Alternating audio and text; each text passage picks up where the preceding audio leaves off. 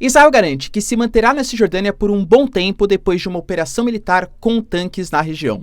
Fala também sobre as eleições da Alemanha, que não surpreendem, já que as pesquisas deram certo ali nas eleições do país, mas algumas mudanças significativas para o futuro da Alemanha, levando em consideração que Friedrich Merz, possivelmente o novo primeiro-ministro do país, deve promover algumas mudanças sensíveis, tanto do ponto de vista econômico, como também do ponto de vista geopolítico, já anunciando que é urgente, questão de primeira medida, a formação de uma defesa comum europeia em detrimento da OTAN. Falar também, galera, sobre o Elon Musk. E será que ele conseguiu interferir no resultado eleitoral da Alemanha? Qual foi a interferência dele em favor de Alice Weidel, da AfD? E falar um pouquinho também sobre a cúpula Apoia a Ucrânia, que marca os 3 anos de guerra Rússia e Ucrânia e tem a presença de uma série de lideranças estrangeiras. Enquanto isso, a gente tem também uma votação na ONU que foi pleiteada pela Ucrânia, em que os Estados Unidos pela primeira vez votaram contra, ou seja, votaram a favor da Rússia e de uma série de outros países, geralmente contrários à diplomacia americana, e analisar quais são as possíveis repercussões. Lembrando que, segundo as informações da ONU, os Estados Unidos estavam pressionando para que os países condenassem essa assembleia ou essa votação na Assembleia da ONU, e o resultado foi justamente o contrário. Isso mostra um isolacionismo do Trump. Falar também, galera, sobre o porquê que o Trump e o Putin estão tão próximos e o que isso deve significar, quais são os possíveis potenciais. Lembrando até que China telefonou para o Putin e alegou que a amizade deles está inabalável. Isso deve ser alguma repercussão dessa nova amizade entre Trump e Putin.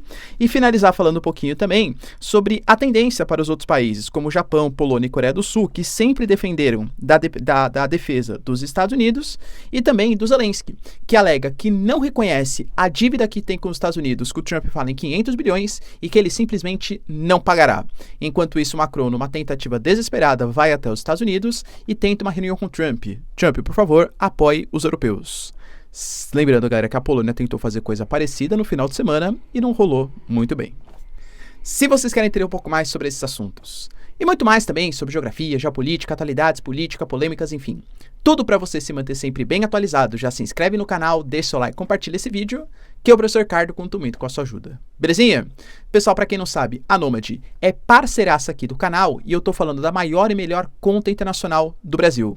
Então, caso você queira fazer os seus investimentos dolarizados ou simplesmente comprar dólar para uma questão de segurança financeira, diversificação da carteira, ou então para algum tipo de viagem, por exemplo, a Nômade te oferece sem taxa de corretagem, investimentos em renda fixa, renda variável, te oferece, por exemplo, a possibilidade de você comprar os seus dólares com uma das menores taxas do mercado, não precisa acreditar em mim, faça a comparação da Nômade com as casas de câmbio tradicional, além do que, só com cartão físico ou digital, você consegue pagar e ser aceito em mais de 180 países, inclusive, claro, o Brasilzão, e há a potencialidade também de você pedir o cartão Nômade Explore, que é um cartão de crédito, inclusive que eu uso, de só você ir ali pagando, né, conta de luz, conta de água, restaurante, tal, você vai acumulando cashback dolarizado para montar ali parte da sua carteira.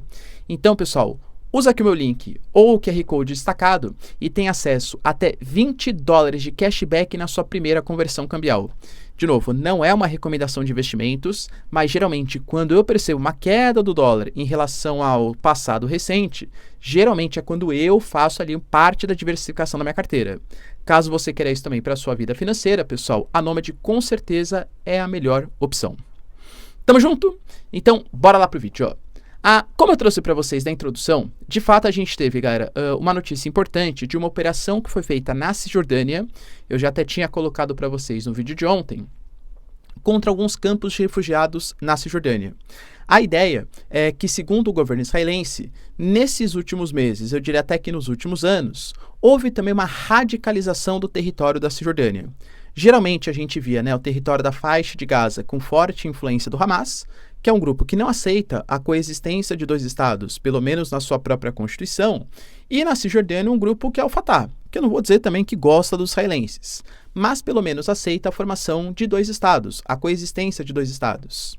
Só que talvez pela construção dos assentamentos judeus na Cisjordânia, pelo crescimento da força do Hamas, até pela questão recente, né, da operação que o Hamas fez, do atentado terror no território de Israel, e pelo povo palestino, ou pelo menos parte do povo dele, não vê mais uma solução de 2 estados como uma solução possível, Pelas declarações do Benjamin Netanyahu, pela radicalização, pela ofensiva, pelo atentado que o Hamas fez contra o Estado de Israel, eu diria que o Hamas também se fortaleceu nessas posições.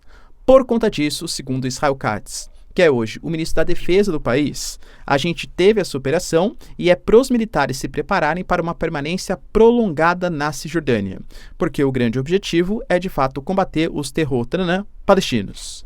Já tivemos cerca de 40 mil pessoas que abandonaram esses campos e, segundo o próprio Estado de Israel, a tendência é que eles não voltem em um futuro próximo. Em um contexto que a gente percebe, um apoio mais declarado do Trump a Israel, a gente tem, por exemplo, o Benjamin Netanyahu e os seus ministros anunciando a possibilidade de assentamentos na faixa de Gaza. Talvez vocês tenham visto que o Trump, ele tinha declarado que ele ia fazer, um deslocamento, não falou deslocamento forçado, mas falou que ia pegar o território da faixa de Gaza, que ele poderia comprar ou que ele poderia tomar, que ele ia construir hotéis, escritórios, ia transformar numa Riviera do Oriente Médio.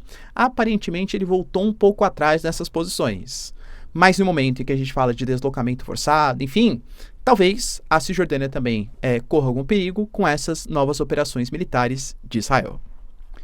Enquanto isso, galera, tivemos também eleições super importantes, talvez as mais importantes por enquanto de 2025, que foram as eleições na Alemanha.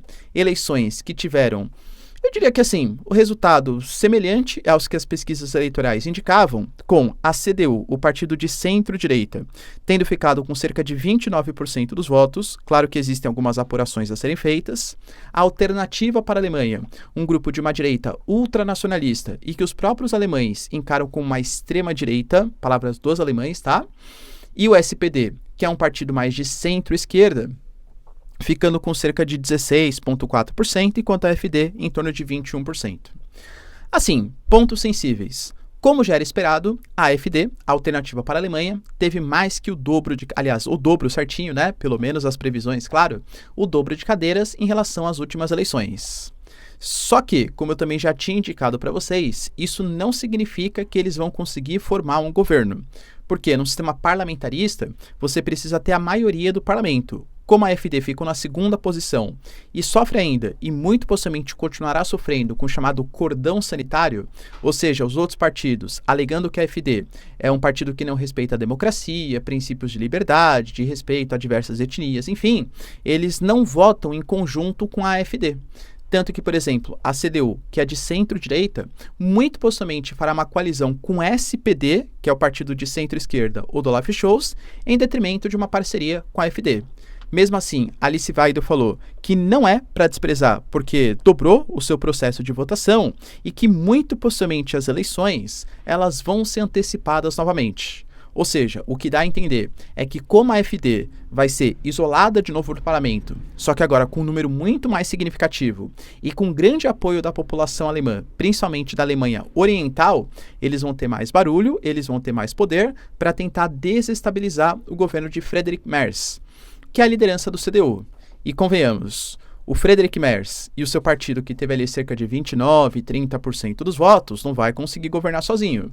Vai ter que fazer aliança com outros partidos, inclusive com a SPD. Só que existem algumas posições divergentes. Por exemplo, o Friedrich Merz, ele já alegou várias vezes que ele é muito mais favorável a uma ajuda contundente militar da Alemanha à própria Ucrânia, inclusive cedendo os mísseis Taurus. O SPD do Olaf Scholz, que estava no poder até então, já se mostrou contrário, alegando que isso poderia fazer com que a Rússia considerasse os alemães como inimigos. O Friedrich Merz, por princípios econômicos, ele se mostra muito mais a favor de medidas de austeridade, controle de gastos públicos. O Olaf Scholz demitiu o ministro das Finanças justamente porque o SPD não concorda que uma solução para a estagnação econômica da Alemanha, daquele país que já foi considerado a locomotiva da Europa, seja reduzir gastos públicos. O SPD, por princípio, tem uma visão um pouco mais keynesiana, intervencionista de economia, ou seja, o Estado deve atuar para aquecer a economia, e não a favor do CDU, que prega essa redução do Estado a favor de um ajuste fiscal. E aí, será que a CDU vai conseguir fazer um governo de coalizão com a SPD, inclusive com propostas tão diferentes? A gente sabe, por exemplo, que isso não seria uma coisa inovadora, essa aliança dessa centro-direita com essa centro-esquerda, dos conservadores com os progressistas. A Angela Merkel, por exemplo, que era da CDU, ela fez, dos 4 governos, 3 foram nessa parceria, entre os conservadores e os sociais-democratas. Mas claro que o ambiente político, né, do continente europeu era, assim, completamente diferente. Então vai ser um governo frágil, com alguns partidos apoiando a CDU, mas com propostas políticas bem diferentes, o que pode dar problema no sistema parlamentarista, é claro, e com a Alice Weidel, com a Alternativa para a Alemanha, que é um partido barulhento, que é um partido que fala bastante, que tem propostas bastante contundentes, bastante firmes, quer você goste, quer você não, tendo uma voz importante no parlamento alemão. Ou seja, talvez Alice Weidel esteja certa. No primeiro sinal de crise econômica ou instabilidade política e social, talvez seja a hora também de dissolução do governo alemão. Será, pessoal? É fato que a situação preocupa aí. Outro ponto importante é que a gente teve um crescimento, por exemplo, da esquerda, que é um partido, acho que o próprio nome, né, já define, e inclusive que conseguiu negociar aparentemente melhor com algumas lideranças mais jovens. Tanto que quando você pega os mais jovens da Alemanha, eles geralmente votaram nos extremos, seja na AfD, seja na à esquerda, né? O que mostra que talvez o caminho para essa esquerda mais de cunho marxista ou a extrema esquerda, esquerda radical, enfim, também esteja na mobilização das redes sociais, como foi, por exemplo, o caso da AfD. Fato é, galera, que é um governo novo. O Friedrich Merz, ele coloca que ele quer negociar essa formação dessa nova coalizão, muito possivelmente até a Páscoa, ou seja, teremos ali mais ou menos até abril, e já definiu algumas prioridades. Por exemplo, segundo ele, a prioridade absoluta é a criação de uma defesa europeia autônoma como alternativa à OTAN, alegando que se os Estados Unidos estão fazendo isso com a Ucrânia, e a Ucrânia representa o início ou o interesse da Europa na defesa da Europa contra a Rússia, por que não os Estados Unidos não abandonariam a Alemanha, não abandonariam a Polônia, não abandonariam os países bálticos e os outros membros da OTAN? Ou seja, se a Alemanha já tinha até acordado, entre aspas, do ponto de vista militar com Olaf Scholz, a tendência é que acorde ainda mais. Inclusive, isso pode acabar repercutindo até mesmo para outros países. Porque se o Trump ele vai pensar primeiro na defesa dos Estados Unidos e nos seus interesses regionais, por que países como, por exemplo, Polônia se sentiriam confortáveis? Por que países como a Coreia do Sul, que se escoram claramente na defesa militar americana, se sentiriam confortáveis? Ou o Japão? Tá certo que na minha concepção, tá? Para os Estados Unidos, é muito mais estratégico a região do Índico-Pacífico do que o leste europeu. Então, né, seria do interesse dos Estados Unidos conter a influência chinesa, tudo tal, nessa região que é tão importante economicamente.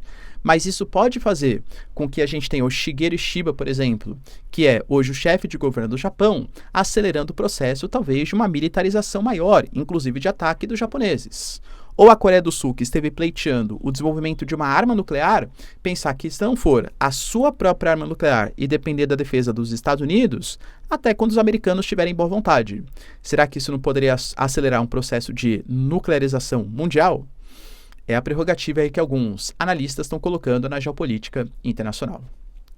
Outro ponto importante, cara, que eu queria colocar para vocês, que foi essa interferência do Elon Musk no processo eleitoral da Alemanha. Eu diria que ele falou bastante sobre a política de praticamente todos os países da Europa. Falou ali, galera, do Reino Unido, com críticas contundentes ao Keir Starmer. Falou, por exemplo, elogiando, né, de maneira elogiosa, a Giorgia Meloni. Criticou, por exemplo, Emmanuel Macron. E talvez nas eleições da Alemanha tenha sido o mais contundente, em que ele fez uma live com a Alice Weidel, que é a representante, né, da AfD, colocou várias vezes que o Olaf Scholz era um tolo, que mesmo os mais conservadores tinham propostas muito amenas e que a grande solução seria a alternativa para a Alemanha. Professor, você acha que isso impactou nas eleições? Eu tenho uma visão dúbia sobre o fato. De fato, talvez isso possa ter feito com que a AfD tenha se destacado mais na discussão pública. Por exemplo, muito possivelmente você deve ter ouvido falar do Elon Musk interferindo nas eleições de outros países, ou dando pitaco nas eleições de outros países. E foi buscar saber o que é AfD, quem que é Alice Weidel, tá, né? E isso, claro, que chama atenção. Mas, ao mesmo tempo, a gente não teve um desempenho, apesar de ter dobrado, né? Super importante, mas a questão é que sem o Elon Musk, possivelmente continuaria dobrando. Não dá para saber se esse fator isolado, né, Elon Musk, causou de fato uma grande mudança nas eleições alemãs. E segundo os analistas da própria Alemanha, não. Por quê? Porque geralmente o que a população da Alemanha percebeu, primeiro, A AfD vinha crescendo muito quando ela estava falando sobre questões relacionadas à imigração, fechamento de fronteira para os islâmicos, o dinheiro ficar de fato na Alemanha e não em detrimento ali da União Europeia, possibilidade de saída da zona do euro e coisa que vale. Agora, quando começou a falar bastante de um apoio aos russos e o Elon Musk começou a fazer uma interferência, isso talvez tenha causado uma certa pulga atrás da orelha naquele cara um pouco mais moderado. Por quê? Geralmente, pessoas não gostam quando grandes nomes internacionais, ainda mais Estados Unidos e Europa, que têm as suas rivalidades, é fato, começam a dar pitacos nos seus processos eleitorais. E aqui não é porque é o Elon Musk. Eu posso trazer, por exemplo, o exemplo do Obama com o Brexit. O Obama ele fez quase uma campanha pública para que os britânicos não votassem pelo Brexit. A gente sabe o resultado. E ó, que o Obama era um cara popular à época. Nesse caso, o Elon Musk, quando ele foi falar, por exemplo, ele até errou o nome de um dos principais líderes da AfD. Pô, esse cara então que nem conhece o nome aqui dos representantes, esse cara que está falando que a AfD é a grande solução, pô, mas será que isso significaria maior intervenção dos Estados Unidos na Alemanha? Então talvez tenha levantado uma certa pulga atrás da orelha. Ou não? Você acha que o Elon Musk de fato conseguiu mudar bastante o resultado, né? O resultado das eleições da Alemanha, hein? Deixa aí nos comentários. A gente tem também, galera, notícias bem importantes ligadas à cúpula chamada Apoie a Ucrânia. Uma cúpula formada por conta dos 3 anos de guerra entre Rússia e Ucrânia, que conta com a presença de 13 líderes europeus, 24 representantes estrangeiros e até mesmo o Canadá, Justin Trudeau. E olha que notícia importante, o Canadá ele anunciou uma série de repasses de caças e equipamentos com ativos russos congelados. De valor, pode não ser tão significativo quanto a Rússia tem de ativos congelados com os Estados Unidos, União Europeia, mas pode ser um princípio de uma coisa que vai começar. Porque se o Canadá autorizou o uso do lucro dos ativos congelados ou os próprios ativos para repassar para a Ucrânia, por que isso não pode virar uma moda, entre aspas, e a Europa fazer isso? Os Estados Unidos acha difícil fazer isso agora com o governo Trump, né? Mas outros países também anunciarem essa ideia. Pode ser que isso aconteça. A gente teve palavras, por exemplo, da Ursula von der Leyen falando que nessa cúpula a luta não é pela sobrevivência só da Ucrânia, mas sim de todo o continente europeu. Percebam a união que está se formando com Polônia, República Tcheca, a gente teve o próprio Merz, por exemplo, da Alemanha, todos eles falando coisas muito similares a favor de uma convergência da Europa. Enquanto isso, a gente teve na Assembleia Geral da ONU, ou seja, os 193 países, passando por um processo de votação. Nessa votação, tivemos 2 propostas. A primeira proposta que foi colocada pela Ucrânia, que pede não uma punição, né? Porque a Assembleia Geral da ONU ela é muito mais uma moção, como se fosse uma recomendação, mas não tem porquê concreto de fazer nada, de aplicar sanções e coisa que valha. Essa resolução da Ucrânia, ela pedia para que houvesse algum tipo de condenação à Rússia pela invasão, os 3 anos da invasão ao território ucraniano, e para que a Rússia cessasse agora os ataques, ou seja, culpabilizava, colocava a responsabilidade nos russos. Os Estados Unidos votaram contra, e não só votaram contra, mas também boicotaram essa votação. Se você pega os bastidores, segundo os próprios trabalhadores ali da ONU, os Estados Unidos estavam fazendo força para que eles não votassem essa proposta da Ucrânia, que responsabilizava a Rússia e o Putin, mas sim votasse a proposta dos Estados Unidos que viria na sequência. Aparentemente não adiantou. A gente teve 93 votos favoráveis, 64 abstenções, inclusive China e Brasilzão e todos os países dos BRICS, e 18 países que foram contrários, incluindo Belarus, Burkina Faso, Burundi, República Centro-Africana, Haiti, Israel, Mali, Nicarágua, Estados Unidos. Pela primeira vez, pelo menos sobre a guerra Rússia-Ucrânia, Rússia e Estados Unidos votaram juntos, vetando uma resolução proposta pela Ucrânia contra a Rússia envolvendo a guerra Rússia e Ucrânia. Querendo ou não, é uma mudança importante de paradigma. Os Estados Unidos alegam que, na verdade, o que eles estavam querendo era vetar essa resolução para apoiar outra, que falava da necessidade de paz, mas tirando um pouco o peso e a responsabilidade da Rússia e do Putin, alegando que serviria para trazer algum tipo de proposta à negociação de paz. Na prática, quando os Estados Unidos foi colocar a sua resolução, a gente teve a União Europeia, o próprio Macron, por exemplo, colocando que não poderia votar uma resolução que não culpa o Putin. Então foram colocados alguns artifícios, foram colocados ali algumas emendas que, inclusive, os Estados Unidos votou contra, porque a proposta que os americanos colocaram originalmente foi completamente alterada. Inicialmente, nessa proposta dos americanos, a Argentina, Israel e o próprio Estados Unidos apoiaram, claro, a resolução, mas depois, no final das contas, os Estados Unidos foi contra a resolução que ele fez, justamente pelas emendas que foram colocadas.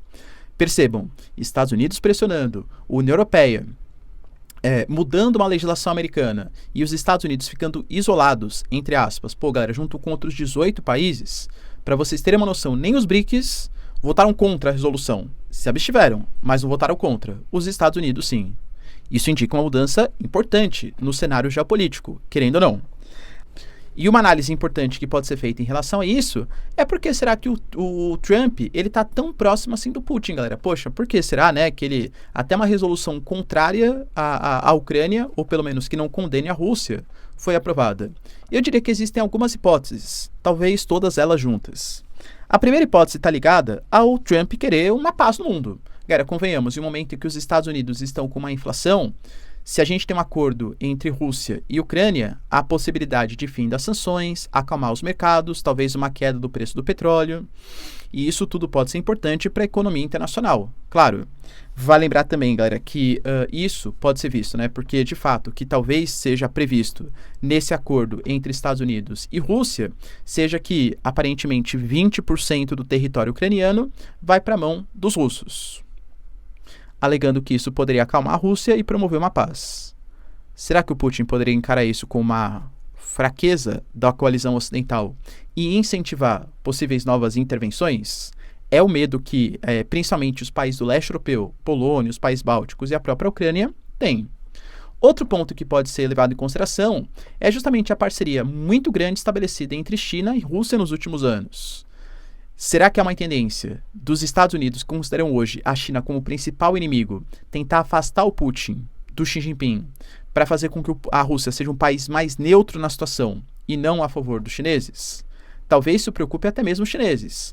Hoje mesmo, a gente teve uma ligação do Xi Jinping com Putin e nessa ligação os dois reafirmaram uma amizade assim de laços estreitos.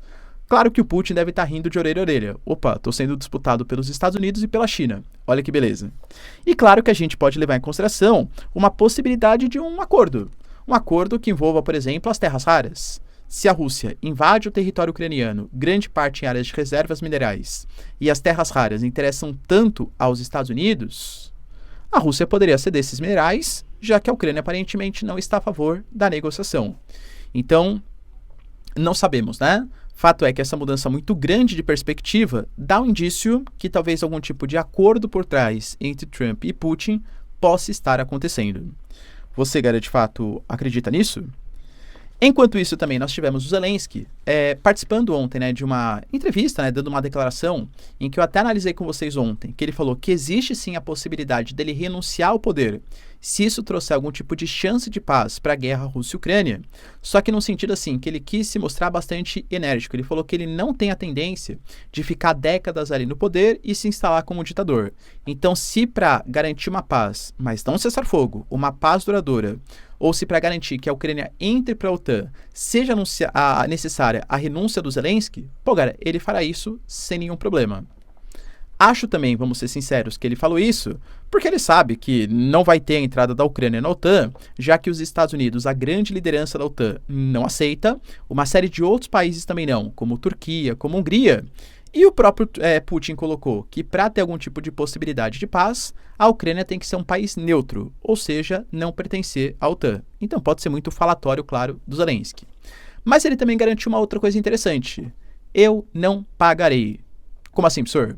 A gente vem falando aqui nos vídeos que o Trump fala que a dívida que a Ucrânia tem com os Estados Unidos é cerca de 500 bilhões de dólares. Na verdade, ele fala que os Estados Unidos repassaram cerca de 300 bilhões, o Congresso americano fala em 170 e fala que, de fato, chegou a 120.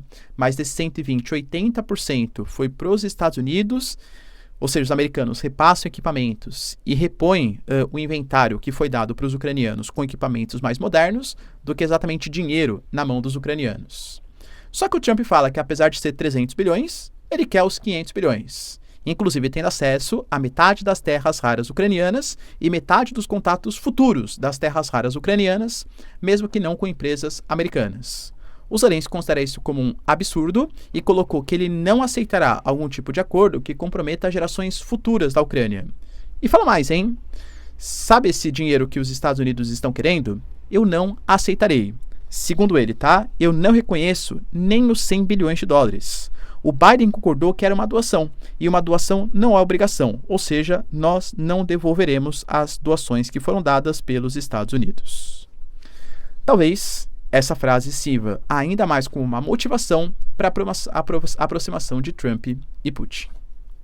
E para finalizar, pessoal, temos agora nesse momento Macron fazendo uma visita ao Trump. Já coloquei para vocês que o grande objetivo é convencer o presidente dos Estados Unidos a Europa participar do processo de negociação. O Trump, inclusive, já falou que o Zelensky é um péssimo comediante, que o Zelensky não tem motivo para estar nessas negociações, que o Zelensky é um presidente que é pouquíssimo popular, já que ele só tem 4% de aprovação, mas a União Europeia, até mesmo com essa resolução da ONU, até mesmo agora com a eleição do Merz, parece disposta a formar esse exército comum aí, né? Em detrimento da OTAN. O Macron, quando chegou no local, né, para fazer a reunião com o Putin, ele nem foi recepcionado pelo presidente, o que parece já um péssimo indicativo. Além disso, quando a Polônia, com seus representantes oficiais, foi fazer uma visita, estava planejado uma reunião de 1h30 e depois do chá de cadeira que os representantes poloneses tomaram, a reunião teve só 11 minutos. Lembrando que a Polônia é uma grande apoiadora da Ucrânia, até pela proximidade com os russos.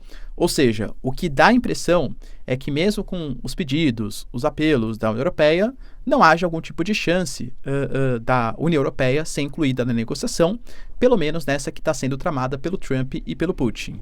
E vale lembrar também que a Ucrânia falou que mesmo que Rússia e Estados Unidos entrem num acordo de paz, se a Ucrânia não concordar, a paz não sairá.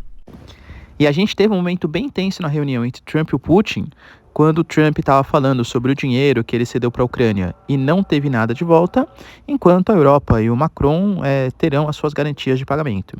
O Macron interrompeu, o Trump falou que na verdade não, que a Europa contribuiu com cerca de 60% e que o dinheiro de garantia seriam os ativos russos congelados, só que o dinheiro não é europeu, então não é de fato uma garantia de pagamento. O Trump aparentemente ignorou, né, o que o Macron tinha falado e falou que agora, junto com os europeus, eles vão sim ter o seu dinheiro de volta. E outro ponto importante que marcou a reunião foi quando o Macron falou sobre a possibilidade de colocar essa missão de paz com tropas europeias em solo ucraniano, e o Putin e a Rússia tinham negado essa possibilidade, falando que não aceitariam tropas da OTAN nas suas fronteiras. Segundo o Trump, ele já fez essa pergunta para o Putin exatamente com essas palavras, e o Putin não se opôs. Ou seja, teoricamente, segundo o Trump, o Putin sim aceita tropas europeias, ou seja, da OTAN, nas suas fronteiras. Quem será que está certo, hein? Beleza, pessoal? Deu para entender os principais acontecimentos? Se vocês curtiram o vídeo, então, já deixa seu like, se inscreve no canal. Tamo junto, beijos, abraços e tchau, tchau.